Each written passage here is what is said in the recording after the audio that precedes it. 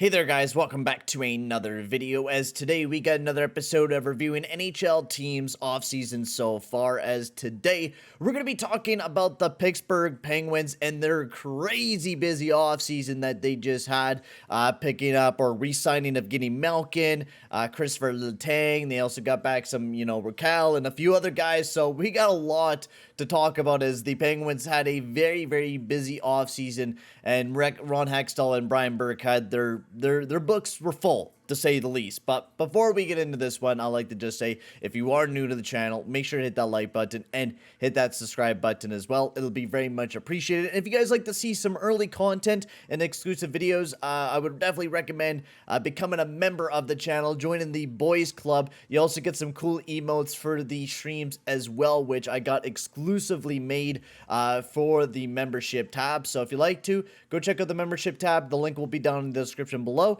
And now, instead of me, hyping myself up and branding myself, let's get into talking about the Pittsburgh Penguins here and talk about their crazy busy offseason that they just had.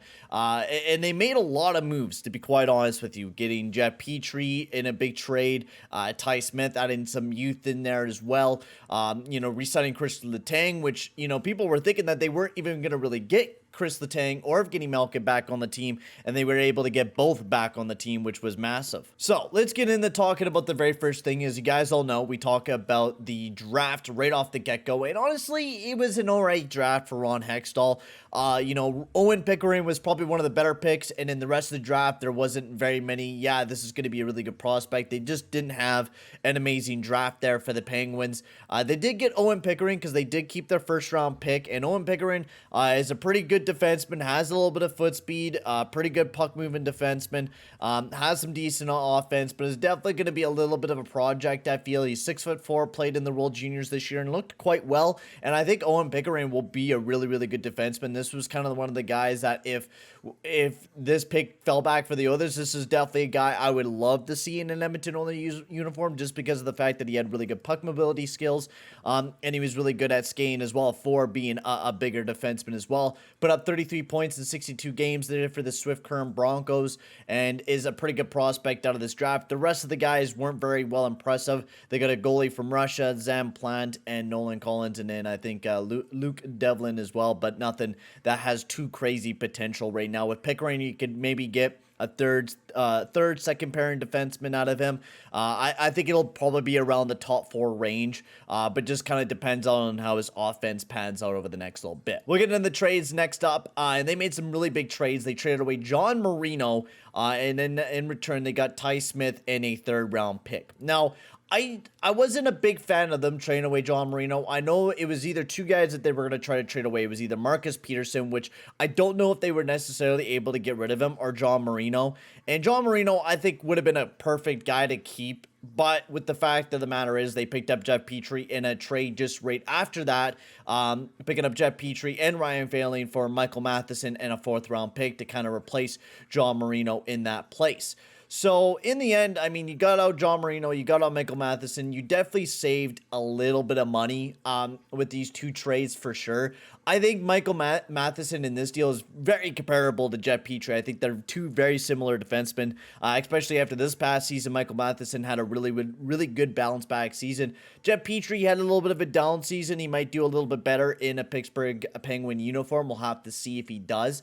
But most likely this year, I think his defensive pairing will most likely be Marcus Peterson. I wouldn't recommend doing Jan Rutta. I would definitely have Rutta as your 3rd pairing defenseman. I wasn't even really a big fan when he played alongside of Victor Hedman, and he didn't play a whole lot of minutes. Like, he was a 16-minute type of guy, and I think that's the way he should be, playing on the top 6 pairing. I think, honestly, alongside of Ty Smith this upcoming season.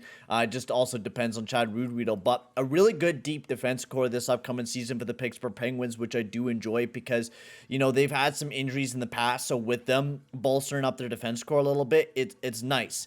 But these deals, I think the John Marino one's a tough one because it depends on how Ty Smith does in that 3rd round pick. Ty Smith is still a very young defenseman, had some amazing potential. People were even talking about him being even better than Evan Bouchard, but he really hasn't been able to pan out over the past 2 years.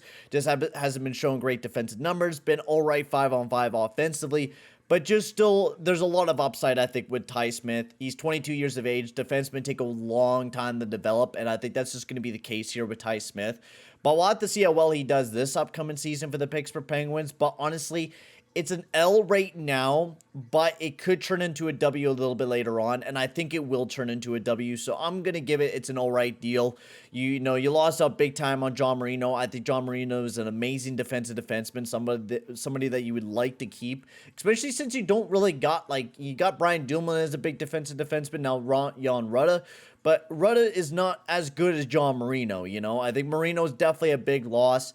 And I guess you got Marcus Peterson as well, who plays pretty well defensively. And in this move, I see it as an even trade. Like, both of them are very even defensively. Ryan Phelan hasn't been able to really get himself going in a fourth-round pick. A very even trade between these two teams. I would give it a little bit of an edge to Montreal just because of the fact that the Penguins did get older in this deal with picking up Jeff Petrie. I think that's the only downside. But they did get younger and picking up Ty Smith. So I think it's a pretty even trade between those two teams. Now, we got a lot to talk about here with the free agency because there was a lot of signings, a lot of re-signings that we got to go over and talk about because they were quite busy. Quite busy. So the very first signing we got to talk about is Brian Rust, who has been the guy that's been playing alongside of our man Sidney Crosby over the past few years. Now he hasn't been able to, you know, play a full season just yet, but he's always been a guy that's been a big producer. His 5-on-5 stats are not amazing, but he's a big power play guy. He's a huge facilitator for that, and his finishing ability is absolutely amazing. The last 3 years, he's been putting up some amazing stats, especially playing alongside of Sidney Crosby, and they definitely wanted to keep him on the team, so they locked him up for the next 6 years at $5.125 million AAV, which honestly, not a bad deal. I think the term is a little bit long, but Ryan Rust might be one of those players I feel that might drop off in those last 3 remaining years. But I'm going to be saying that a lot about most of these contracts here with the Penguins because Ron Hextall is feeling like this is the last, few years that we got with this squad, Sidney Crosby, you look at him, he's 35. You got Malkin at 36 and Letang at 35. This is kind of like the last hoorah for this roster. Instead of just kind of going for a rebuild, they got, the old guys back in Letang and Malkin, and they're saying, screw it. We're going to try to go all for this and try to go really deep this upcoming season. So, there's a lot of big moves that they did make to try to make it and go deep this upcoming season. And you're going to be seeing a lot of these type of contracts where they're definitely a little too long to say the least, and it definitely will come back to bite them in the ass. Now, the thing that's nice with Russ is he only has 3 years of no movement, and then it kind of drops off after that. Not just that, Russ's type of contract where I would say it would be a pretty easy contract to buy out. Yeah, sure, near the end, you would have to pay $3.1 million, so you're only really saving $2 million. But after that, it's just like 1.6. So the last 2 years are kind of rough. I wonder why that is. Is it just, the initial base salary? Okay, I think that's what kind of hurts it a little bit, yeah. You're not actually really not getting paid very much near the ending. But anyways, alrighty, so we'll get back into the next little bit and talk about Casey DeSmith. Easy 2-year contract at 1.8. DeSmith was a pretty good goalie this past season, just a decent backup. Jari's going to be taking most of the starts anyways. DeSmith is an alright backup, but definitely don't want to play him more than 30 games. I think around that is quite good for DeSmith. Not an amazing goalie, but a good backup. Chris Letang got signed to a 6-year deal worth $36 million at 6.1 AAV, and quite honestly, this is definitely a contract that's pretty long. It goes until he's 41 years of age, and definitely a little bit bioproof, especially with the bonuses near the end. This is a type of guy that it's gonna be, he's been not great defensively, but he's been just, a great offensive guy, great on the power play, decent 5-on-5 wise. He's, that big guy that you want to keep on the team. At the AAV that you're getting him at, perfect. Near the end, it is going to be rough. But like I said, a lot of these contracts are going to be kind of like that way. It's going to be rough near the end. Letang has been kind of on that down curve the last few years now. And I think, his offensive abilities has never flown away. I think he's still an amazing offensive guy. His puck movement is amazing. but I do think that he's not as amazing defensively as he used to be. Still, great top guy. You know, he's that big guy that you want to keep onto the team, and not a bad move, quite honestly. 6'1" is more than a steal. You would have probably expected Letang in $8 million, but him signing to a $6.1 million deal is pretty nice. Now, this was a little bit of a head scratcher. Alexander Nylander was pretty good, but this was a head scratcher for me as Rickard Rakell signed him to a 6-year deal. I don't know about Rakell. He's been a guy that had a really, really good season this year, bounced back offensively for sure, but is very poor 5-on-5 wise, had really good finishing abilities, and definitely propped himself up a little bit better this year, but the biggest thing is, can he continue? I think he can. Now, the biggest risk is, of course, it's a 6-year contract that's taken him until he's 35. He hasn't had the most amazing seasons the past few years there for the Ducks. I think his, best season was 2018-19 or 2017-18, and that was his best season. Can he get back to that 30-goal scoring type of effort where he's going to be able to pop a ton of goals? This year he had 41 points this year, which he had a big bounce back season this year, so we'll have to see how well he'll do, especially since he's playing alongside a Malkin. This is the best center that Rakell has played alongside of since Ryan Getzlaf. So I think this is going to be a big year for Rakell, and it's going to be kind of a year where it's like, oh, is Rakell really, a guy that he's a great complementary player. So I think this is a big year for Rakell, because if he doesn't play too good, that contract's going to look just not amazing. But if it works out for them, they got a guy that could score 20 to 30 goals per season, and I think that would be a really big benefactor for the Pittsburgh Penguins. So honestly, I'm all right with the contract. It's a little long, but $5 million is probably around the range that you were going to get Rakell, especially since he had a decent bounce back season. Evgeny Malkin got a 4-year deal at a AAV at 6.1. Steal of a deal. I don't think we need to talk about Malkin. Guy's point per game. You wanted Malkin back. I thought he was going to go somewhere else. People were talking about Rangers and stuff like that, but he said, hell no, I'm staying with the Penguins. Great decision and great contract, quite honestly. Yeah, it's going to take him until he's 40, but 6.1 for basically a point per game player right now. Absolute steal for the Pittsburgh Penguins. Jake Kajula, nice depth pickup. Josh Archibald, I'm glad he's gone to Pittsburgh, but definitely not the most amazing depth pickup for the Penguins. Jan Rutta, pretty good defensive defenseman.